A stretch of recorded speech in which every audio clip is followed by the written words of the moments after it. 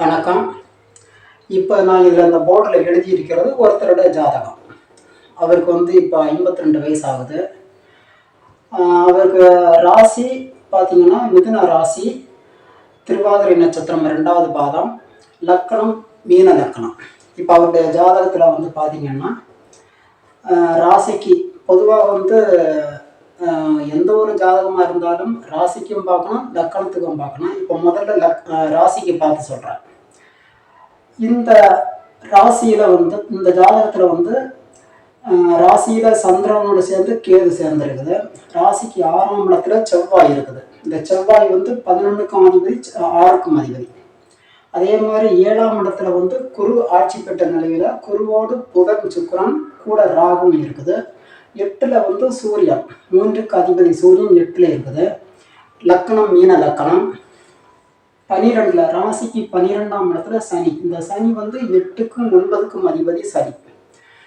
இவர் திருவாதிரை நட்சத்திரம். இவருக்கு 52 வயசு ஆகுது. இவருக்கு வாழ்க்கையில் பார்த்தீங்கன்னா இது வரைக்கும் அவருக்கு திருமணம் ஆகலை.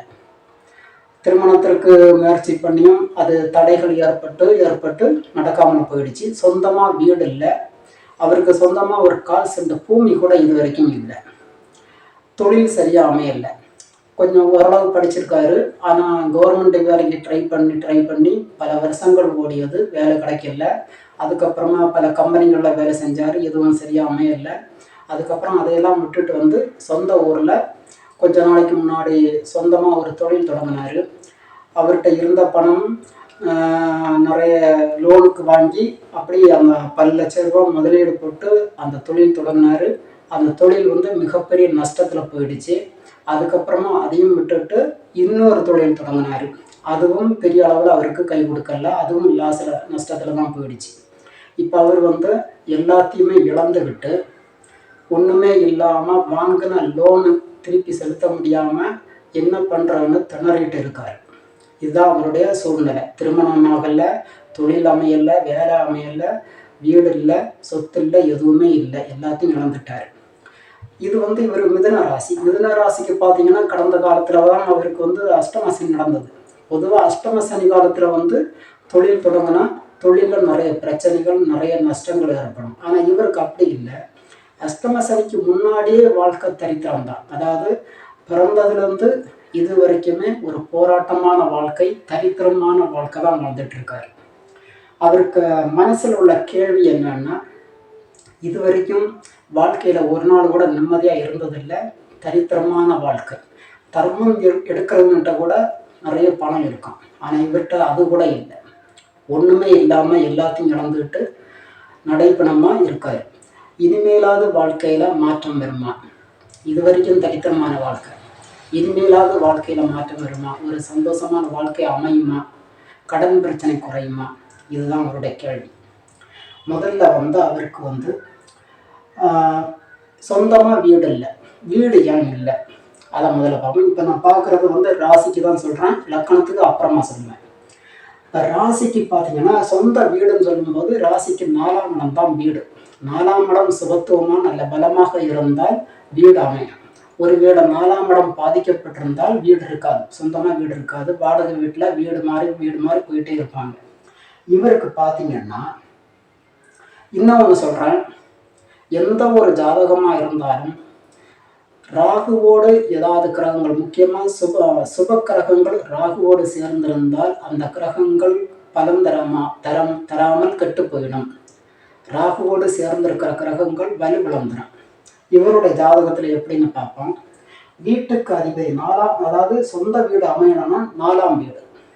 ராசிக்கு 4ஆம் வீடு பார்த்தீங்கன்னா கன்னி. இந்த மிதுனத்துக்கும் கன்னிக்கும் அதிபதி புதன். இந்த புதன் எங்கே இருக்கு? பிறந்த ஜாதகத்தில் பார்த்தீங்கன்னா 7ஆம் இடத்துல குருவோடு சேர்ந்து புதன் இருக்குது, சுக்கிரன் இருக்கு, கூட ராகு இருக்கு. அப்போ 4க்குரியவன் 7ஆம் இடத்துல ராகுவோடு சேர்ந்து இருப்பதனால் இவருக்கு அந்த 4ஆம் இடம் கெட்டு போயிடுச்சு. வீடு சொந்தமாக வீடு அமையலை. ஒரு 1/4 சென்ட் பூமி கூட இல்லை. அடுத்தது பார்த்தீங்கன்னா திருமணம் நடக்கலை. திருமணத்திற்கு முக்கியமாக பார்த்தீங்கன்னா குருவும் சுக்கிரனும் தான். அதாவது 7ஆம் இடம் பார்க்கணும். அடுத்தது குருவும் சுக்கிரனும் நல்ல சுபத்துவமாக வலுவாக இருக்கணும். இவருடைய ஜாதகத்துல பாத்தீங்கன்னா 7ஆம் இடத்துலயே குரு தன்னுடைய சொந்த வீட்டுல ஆட்சி பெற்ற நிலையில தான் இருக்கு. ஆனால் கூட புதன் இருக்கு, சுக்கிரன் இருக்கு, ராசி அதிபதியும் புதன் அங்கதான் இருக்கு. சுக்கிரன் சுக்கிரன் ரொம்ப முக்கியம். 5க்குரியவன் சுக்கிரன், அந்த சுக்கிரனும் அதுலதான் இருக்கு. இந்த 3 சுப கிரகங்களோடு ராகு சேர்ந்திருக்கு. அப்போ ராகுவோடு சேர்ந்த கிரகங்கள் வலுவிழந்து கெட்டு போயிடும், எந்த ஒரு நல்ல பலனும் தராது. இப்ப இவருடைய ஜாதகத்துல குருவும் கெட்டு போச்சு, சுக்கிரனும் கெட்டு போச்சு, ராசிநாதனும் கெட்டு போயிருக்கு ராகு சேர்ந்து இருப்பதனால. அப்ப இவருக்கு திருமணம் நடைபெறாமல் தாமதமாகிட்டு இருக்கு. இனிமேல் திருமணம் ஆகுமான்னு பார்க்கலாம். அடுத்தது இவர் சொந்தமா தொழில் செஞ்சு நஷ்டம் ஆயிடுச்சு. அரசாங்க வேலைக்கும் ட்ரை பண்ணாரு. பொதுவாக அரசாங்க வேலை கிடைக்கணும்னா எந்த ஒரு ஜாதகமா இருந்தாலும் சூரியன் வலுவாக இருக்கணும். 8ஆம் ராசிக்கு 8ல், ராசிக்கோ லக்கணத்துக்கோ 8ல் சூரியன் வலுவாக இருக்கணும். அது இல்லாம எந்த ஜாதகமா இருந்தாலும் துலாம் ராசியில் சூரியன் இருந்தால் கண்டிப்பாக வேலை செய்ய அமையாது. இது என்னுடைய அனுபவத்துல சொல்றேன்.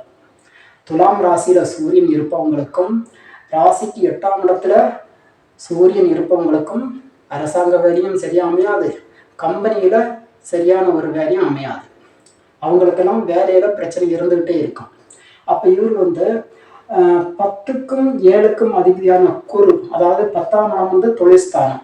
அந்த தொழில் ஸ்தானத்துக்கு உரிய அதிபதி குரு, அது 7ஆம் இடத்துக்கும் அவர் தான் அதிபதி. இது ராகுவோடு சேர்ந்திருப்பதனால இவர் சொந்த தொழில பெரிய அளவில் ஒரு யோகம் இல்லை.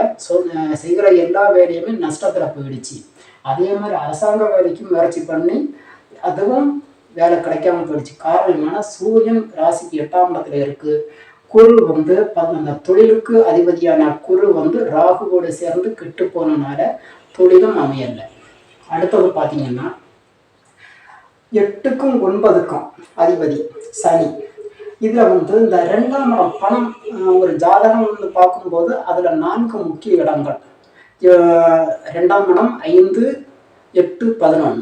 இவர் இந்த 52 வயசு, இந்த ஜாதகத்துக்குரியவர் 52 வயசு வரைக்கும் ரொம்ப தரித்திரமாக கையில எதுவுமே இல்லாம இருக்கார். காரணம் என்ன? இவர் கையில பணம் வரல. காரணம் என்னன்னா, ஒரு பணம், அதாவது ஒரு மனிதனுக்கு பணம் வரணும் அப்படின்னாலே அதுக்கு 2ஆம் இடம் முக்கியம். 2, 5, 8, 11. இப்ப இதுல இந்த 2 ராசிக்கு 2ஆம் இடம் கடகராசி, அதிபதி சந்திரன். இந்த சந்திரன் ராசியிலேயே கேதுவோடு சேர்ந்திருக்கு. அப்ப ராகு கேதுக்களோடு சேர்ந்திருக்கிற கிரகங்கள் கெட்டு போயிடும். அப்ப 2ஆம் இடம் கெட்டு போச்சு, கேதுவோடு சேர்ந்திருப்பதனால கெட்டு போயிடுச்சு. அதனால இவருக்கு வருமானம் இல்லை. 5ஆம் இடம் பாத்தீங்கன்னா 5ம் ராகுவோடு சேர்ந்திருக்கு. 8க்குரியவன், 8க்கும் 9க்கும் 9ஆம் இடத்து அதிபதி பாக்கிய அதிபதி. அவர் தான் நமக்கு எல்லா சௌபாக்கியங்களையும் தரணும், எல்லா யோகத்தையும் அனுபவிக்க வைக்கணும்.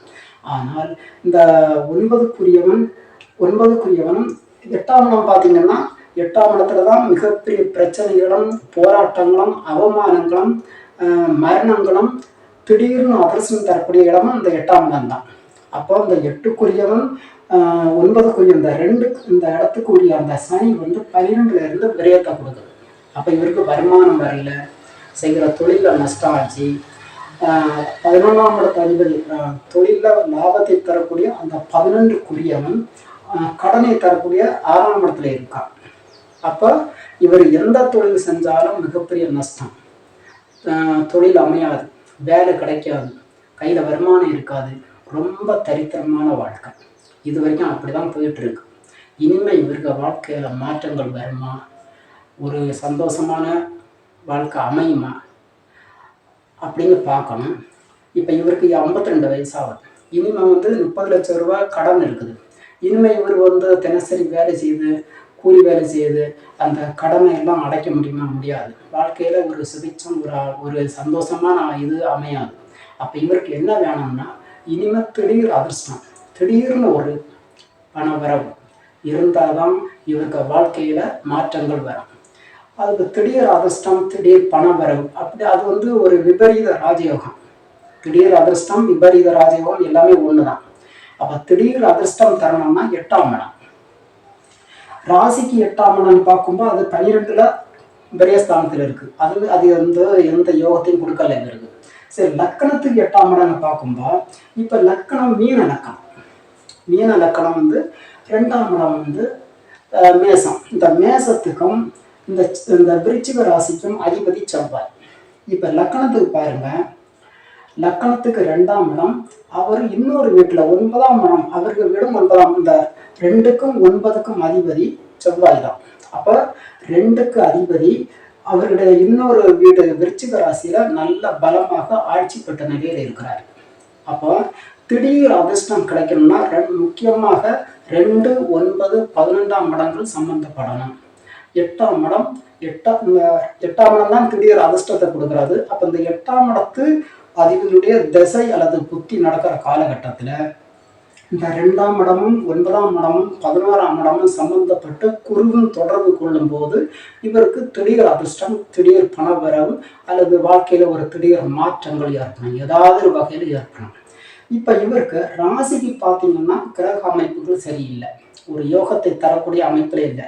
எந்த ஒரு கிரகமா இருந்தாலும் யோகத்தை தர வேண்டும் என்றால் அந்த கிரகம் ஜாதகத்துல பலமாக வலுவாக இருக்கணும். ராகு கேதுக்களோடு தொடர்பு இல்லாமல், ராகு கேதுக்களோடு சேராமல் இருக்கணும்.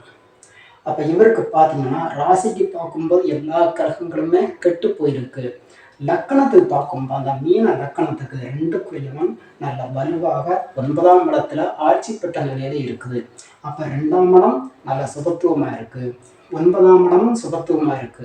11ஆம் இடம் பார்த்தீங்கன்னா இந்த லக்கணத்துக்கு 11ஆம் இடம் சனி. இந்த சனி வந்து லக்கணத்துக்கு 3ஆம் இடத்துல இருக்கு. இப்ப பாத்தீங்கன்னா இந்த செவ்வாய் தன்னுடைய 7ஆம் பார்வையால் சனியை பார்க்குது, சனி தன்னுடைய 7ஆம் பார்வையால் செவ்வாயை பார்க்குது. அப்போ கனெக்ட் ஆகுதா? லக்கணத்துக்கு 2ஆம் இடமும் லக்கணத்துக்கு 9ஆம் இடமும் லக்கணத்துக்கு 11ஆம் இடமும், இந்த 11ஆம் இடத்த அதிபதி தான் இங்கே இருக்குது, இந்த சம்மந்தப்படுது. இப்போ இவருக்கு நடக்கிற திசை வந்து புதன் தசை நடக்குது, ராசி அதிபதியுடைய தசை நடக்குது, புத்தி வந்து சுக்கிர புத்தி நடக்குது. இப்போ லக்கணத்துக்கு பார்த்தீங்கன்னா 8ஆம் இடம் வந்து சுக்கிரன், அந்த துலாம் ராசி. இந்த துலாம் ராசிக்கு அதிபதி சுக்கிரன், சுக்கிரனுடைய புத்தி நடக்குது. ராசி நாளம் புதன் மிதுன ராசிக்கு அந்த ராசி அதிபதியுடைய தசை நடக்குது. அப்போ யோகம் எப்போது கிடைக்கும் அப்படின்னா ராசி அடிப்படையில் இவருக்கு யோகம் கிடைக்கல. இது வரைக்கும் ரொம்ப தரித்திரமான ஒரு போராட்டமான வாழ்க்கை அமைஞ்சுது. ஆனால் லக்கணத்துக்கு நல்ல யோகமான ஜாதகம் இது. வாழ்க்கையினுடைய முற்பகுதியில நிறைய கஷ்டங்கள், நிறைய போராட்டங்கள், தரித்தனமான வாழ்க்கை அமைஞ்ச இவருக்கு வாழ்க்கையோட பிற்பகுதி இனிமே 52 வயசு, இப்போ 52 வயசு நடக்குது. இனிமேல் இவருக்கு திடீர்னு இந்த சுக்கிர பத்தி இன்னும் 1 வருஷம் நடக்கும் இவருடைய ஜாதகப்படி. இந்த சுக்கிர பத்தி நடக்கும்போது சுக்கிரன் வந்து லக்கணத்துக்கு 8ஆம் அதிபதி. இந்த 8ஆம் அதிபருடைய அந்த புத்தி நடக்கிற இந்த காலகட்டத்தில் இவருக்கு வந்து இந்த 2, 9, 12ஆம் இடங்கள் சம்பந்தப்பட்டு இருக்கிற இந்த அமைப்பில் வந்து திடீர்னு இந்த ஜாதகர், இந்த மனிதர் எதிர்பார்க்காத நேரத்தில் இன்னும் கொஞ்ச நாள்ல இவருக்கு மிகப்பெரிய ஒரு மாற்றங்கள், ஒரு திருப்பம் ஏற்படும். அதுக்கப்புறம் இவருக்கு வாழ்க்கையே மாறிடும். தரித்திரமான வாழ்க்கை மாறி நல்ல ஒரு சந்தோஷமான வாழ்க்கை அமையும். அதுக்கப்புறம் சொந்தமாக வீடு அமையும், திருமணம் நடக்கும். சில பேருக்கு இந்த 52 வயசுல கூட சில பேருக்கு திருமணம் நடக்கும். எல்லாமே இந்த திடீர் பணம், இந்த ஒரு திடீர் அதிர்ஷ்டம், அது எப்படி வேணாலும் வரலாம். இந்த திடீர் ஒரு பண வரவு அல்லது அதிர்ஷ்டம் கிடைச்சதுக்கு அப்புறமா இந்த மனிதருடைய இந்த வாழ்க்கை எல்லாமே நல்லதாக மாறும். இதே மாதிரி இன்னொரு ஜாதகத்தோடு அடுத்த வீடியோவில் பார்க்கலாம்.